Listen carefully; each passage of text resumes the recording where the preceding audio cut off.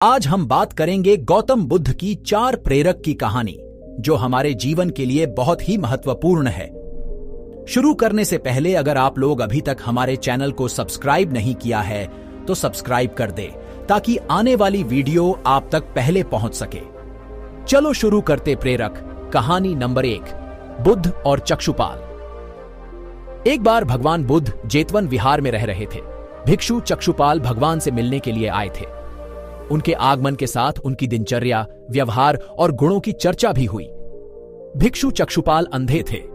एक दिन विहार के कुछ भिक्षुओं ने कुछ मरे हुए कीड़ों को चक्षुपाल की कुटी के बाहर पाया और उन्होंने चक्षुपाल की निंदा करनी शुरू कर दी कि उन्होंने इन जीवित प्राणियों की हत्या की। भगवान बुद्ध ने निंदा कर रहे उन भिक्षुओं को बुलाया और पूछा कि क्या तुमने भिक्षु को कीड़े मारते हुए देखा है? उन्होंने उत्तर दिया, नहीं। इस पर भगवान बुद्ध ने उन साधकों से कहा कि जैसे तुमने उन्हें कीड़ों को मारते हुए नहीं देखा, वैसे ही चक्षुपाल ने भी उन्हें मरते हुए नहीं देखा, और उन्होंने कीड़ों को जानबूझकर नहीं मारा है, इसलिए उनकी भर्त्सना करना उचित नहीं है। भिक्षुओं ने इसके बाद पूछा कि चक्षुपाल अंधे क्यों हैं? उन्होंने इस जन्म में अथवा पिछले जन्म में क्या पाप किए? भगवान बुद्ध ने चक्षुपाल के बारे में कहा कि वे पूर्व जन्म में एक चिकित्सक थे। एक अंधी स्त्री ने उनसे वादा किया था कि यदि वे उसकी आंखें ठीक कर देंगे तो वह और उसका परिवार उनके दास बन जाएंगे।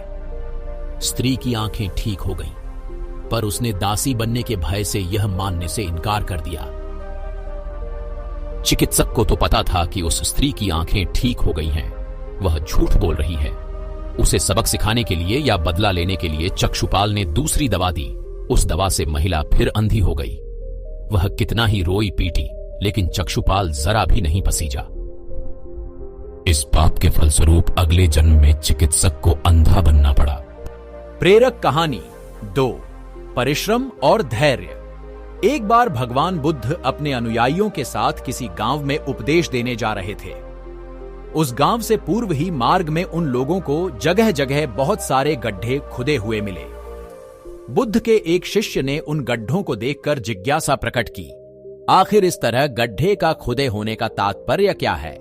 बुद्ध बोले, पानी की तलाश में किसी व्यक्ति ने इतने गड्ढे खोदे हैं। यदि वह धैर्यपूर्वक एक ही स्थान पर गड्ढे खोदता तो उसे पानी अवश्य मिल जाता, पर वह थोड़ी देर गड्ढा खोदता और पानी न मिलने पर दूसरा गड्ढा खोदना शुरू कर देता। व्यक्ति को परिश्रम करने के साथ धैर्य भी रखना चाहिए। प्रेरक कहानी 3, अमृत की खेती। एक बार भगवान बुद्ध भिक्षा के लिए एक किसान के यहां पहुंचे।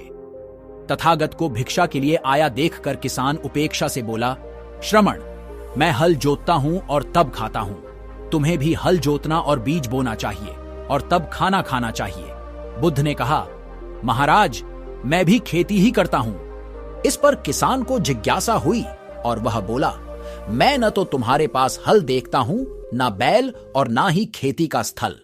तब आप कैसे कहते हैं कि आप भी खेती ही करते हो? आप कृपया अपनी खेती के संबंध में समझाइए। बुद्ध ने कहा, महाराज, मेरे पास श्रद्धा का बीज, तपस्या रूपी वर्षा और प्रजा रूपी जोत और हल है। पाप भीरुता का दंड है, विचार रूपी रस्सी है, स्मृति और जागरूकता रूपी हल की फाल और पेनी है। मैं वचन और कर्म में संयत रहता हूं। मैं अपनी इस खेती को बेकार घास से मुक्त रखता हूं और आनंद की फसल काट लेने तक प्रयत्नशील रहने वाला हूं। अप्रमाद मेरा बैल है, जो बाधाएं देखकर भी पीछे मुंह नहीं मोड़ता है।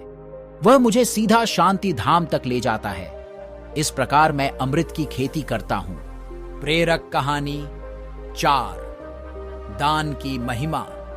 भगवान बुद्ध का जब पाटलिपुत्र में शुभागमन हुआ तो हर व्यक्ति अपनी अपनी सांपत्तिक स्थिति के अनुसार उन्हें उपहार देने की योजना बनाने लगा। राजा बिंबिसार ने भी कीमती हीरे, मोती और रत्न उन्हें पेश किए।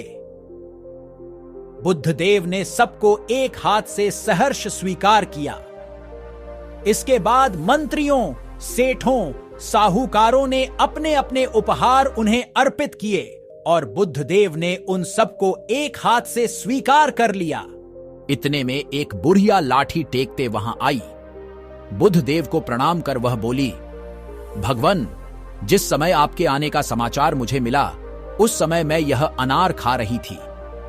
मेरे पास कोई दूसरी चीज न होने के कारण मैं इस अधखाए फल को ही ले आई हूं। यदि आप मेरी इस तुच्छ भेंट स्वीकार करें तो मैं अहोभाग्य समझूंगी। भगवान बुद्ध ने दोनों हाथ सामने कर वह फल ग्रहण किया। राजा बिंबिसार ने जब यह देखा तो उन्होंने बुद्धदेव से कहा, भगवन क्षमा करें, एक प्रश्न पूछना चाहता हूं।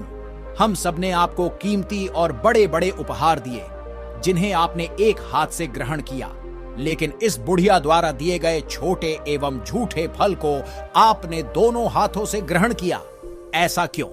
यह सुन बुद्धदेव मुस्कुराए और बोले, राजन, आप सबने अवश्य बहुमूल्य उपहार दिए हैं, किंतु यह सब आपकी संपत्ति का 10वां हिस्सा भी नहीं है। आपने यह दान दीनों और गरीबों की भलाई के लिए नहीं किया है, इसलिए आपका यह दान सात्विक दान की श्रेणी में नहीं आ सकता। इसके विपरीत इस बुढ़िया ने अपने मुंह का कौर ही मुझे दे डाला है। भले ही यह बुढ़िया निर्धन है, लेकिन इसे संपत्ति की कोई लालसा नहीं है। यही कारण है कि इसका दान मैंने खुले हृदय से दोनों हाथों से स्वीकार किया है। तो दोस्तों, आपको यह वीडियो कैसी लगी आप हमें कमेंट्स करके जरूर बताएं। और अगर आपको वीडियो अच्छी लगी हो तो आप इसे अपने दोस्तों के साथ जरूर शेयर करें।